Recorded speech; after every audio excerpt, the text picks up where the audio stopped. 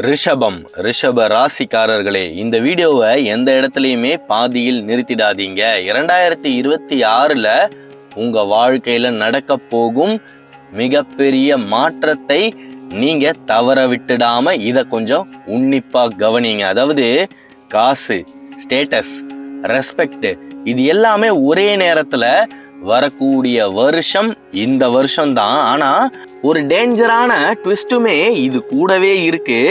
உங்க வாழ்க்கையில எந்த மாதம் ஜாக்பாட், எந்த மாதம் நீங்க கொஞ்சம் கவனமா இருக்கணும் அப்படின்னு இன்னும் கொஞ்ச நேரத்துல தெரிஞ்சுக்க போறீங்க. 2026 ரிஷப ராசிக்காரர்களுக்கு ஒரு சாதாரண வருடம் கிடையாது. அது இந்த ஆண்டுடைய முதல்லயே உங்களுக்கு தெரிஞ்சிருக்கும். இந்த வருஷம் முழுக்க 3 பெரிய கிரகங்கள் உங்களை கண்ட்ரோல் பண்ண போகுது. குரு, சனி, ராகு, இந்த 3 கிரகங்களோட சேர்க்கை, அதாவது இது 3 ஒன்னா சேரும்போது என்ன நடக்கும்னா, நீங்க பண விஷயத்துல வளர ஆரம்பிப்பீங்க. உங்களுடைய வாழ்க்கை பாதை மாறுற மாதிரி தெரியும்.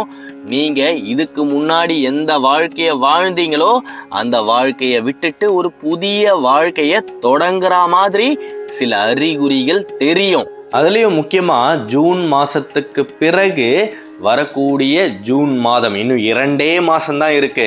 ஜூனுக்கு பிறகு உங்க வாழ்க்கையே வேற லெவலுக்கு மாறும். அதற்கான விஷயங்கள், அதற்கான ஸ்டெப்ஸ் எல்லாமே நீங்க இப்பயே ஆரம்பிச்சிருப்பீங்க. அதாவது ஒரு புதிய நிலத்தை வாங்குவீங்க.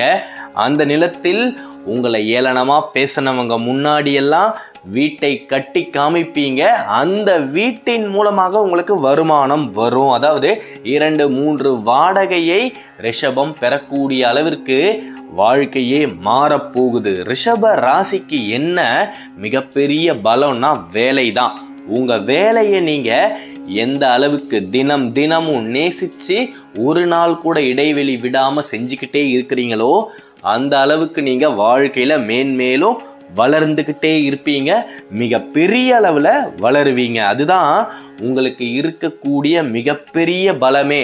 உங்களை காப்பாற்றுவது தாய் தந்தை கிடையாது, கணவர் கிடையாது, மனைவி கிடையாது, உங்களின் வேலை மட்டும்தாங்க ஐயா ரிஷபத்தை இது நாள் வரைக்கும் காப்பாத்திக்கிட்டே இருக்குது. அதனாலதான் உங்க கையில மணி ஃப்ளோ, அதாவது பணம் புரண்டுகிட்டே இருக்கும். எந்த ஒரு தருணத்திலையுமே பணம் இல்லாமல் ரிஷபம் இருந்ததே இல்லை. நிம்மதி இல்லாம வேணா இருக்கும், சந்தோஷம் இல்லாம வேணா இருக்கும், பணம் இல்லாமல் ரிஷபம் இருக்கவே முடியாது. இந்த வருஷத்தோட ஆரம்பத்துல கொஞ்சம் அதிகமான செலவுகளை நீங்க செஞ்சிருப்பீங்க. ஆனா இந்த வருஷத்தோட நடு பாதி ஜூனுக்கு பிறகு நீங்க சேவிங்ஸ் செய்ய முடியும், பணத்தை சேர்த்து வைக்க முடியும். அப்படி சேர்த்து வச்சாலே உங்களின் கனவுகளை நோக்கி நீங்க வெகு விரைவாக, வெகு வேகமாக நகர முடியும். இப்ப ஜூன் மாசத்துக்கு பிறகு குருவால் என்ன நடக்க போகுது, சனியால் என்ன நடக்க போகுது, ராகுவால் என்ன நடக்க போகுது. அதாவது ராகுவை போல் கொடுப்பார் இல்லை, கேதுவை போல் கெடுப்பார் இல்லைன்னு ஜோதிடத்துல மிகப்பெரிய ஒரு நம்பிக்கை இருக்கு. இந்த 3 கிரகங்களால் என்னென்னவெல்லாம் நடக்க போகின்றது அப்படின்றத நீங்க தெரிஞ்சுக்க போறீங்க. ஜூன் மாசத்திற்கு பிறகு குரு உங்களுக்கு ஃபேவராக வரப்போகுது, அதாவது சாதகமாக வரப்போகுது. அன்எக்ஸ்பெக்டட் இன்கம், ரிஷபம் எதிர்பார்க்காத வருமானத்தை பெறப்போகுது. அதோடு மட்டும் இல்லாம உங்களுக்கு கிடைக்க வேண்டிய சொத்துக்கள், பூர்வீக சொத்துக்கள் உங்களை தேடி வந்து அடையும். அதாவது நீங்க ஒரு வழியில வருமானத்தை அடையிறீங்க அப்படின்னா இன்னொரு வழி உங்களுக்கு வருமானத்தை ஈட்டி தரும். அந்த புதிய பாதை உங்களுக்கு தானாகவே பிறக்க போகுது. ஒரே வார்த்தையில சொல்லணும் அப்படின்னா, இந்த வருஷத்துல நீங்க சரியான முடிவை எடுத்தீங்கன்னா அந்த முடிவு அடுத்து வரக்கூடிய 5 வருஷத்துக்கு உங்களை அரணாய் நின்று காப்பாற்றும். ஏன்னா இதுதான் சரியான முடிவை எடுக்க வேண்டிய நேரம். வாழ்க்கையில ஒவ்வொருத்தருக்குமே ஒரு கால நேரம் வரும்னு சொல்லுவாங்க இல்லையா? ரிஷபத்துடைய கால நேரம் இதுதாங்க ஐயா. கைக்கு பணம் வரும்போது அந்த பணத்தை நீங்க எந்த இடத்துல செலவு பண்றீங்க அப்படின்றது தான் முக்கியம். நீங்க பணம் பெருகக்கூடிய இடத்துல பணத்தை போட்டால் நிச்சயமாக 1 4 மாறும். ஆனா இங்க தான் ஒரு ட்விஸ்ட். இந்த வருஷம் ஆரம்பிக்கும் பொழுதே குழப்பத்துல இருப்பீங்க, தவறான முடிவுகளை சில நேரத்துல எடுத்திருப்பீங்க, அதிக நேரம் ஸ்ட்ரெஸ்லயே இருந்திருப்பீங்க. அதாவது எல்லாமே உங்களுக்கு சரியா நடக்கிற மாதிரி இருக்கும். நேரமும் காலமும் நெருங்கும் பொழுது, நீங்க அந்த காரியத்தை நெருங்கும் பொழுது ஏதாவது ஒரு தடை வந்திருக்கும். இது எல்லாமே கிரக நிலைகளின் கோட்பாடுகள். அதனாலதான் நீங்க இந்த வருஷத்துடைய ஆரம்ப காலகட்டம், அதாவது மார்ச் மாதம் வரைக்கும் மிகப்பெரிய ஒரு துயரத்திலையும் துன்பத்திலையும் இருந்திருப்பீங்க. மார்ச்ல இருந்து ஜூனுக்குள்ள நீங்க எடுக்கக்கூடிய முடிவு அடுத்து வரக்கூடிய 5 வருஷத்துக்கு உங்களை மேலே உயர்த்த போகுது. கரியர் சைட்ல சனி உங்களுக்கு சப்போர்ட் பண்ண போகுது. அதாவது சனி கொடுத்தால் எவர் தடுப்பார்? சனீஸ்வரன் கொடுக்கக்கூடிய இன்பங்களையும் யாராலையும் தடுக்க முடியாது. அவர் கொடுக்கக்கூடிய தண்டனைகளையும் எவராலும் தடுக்கவே முடியாது.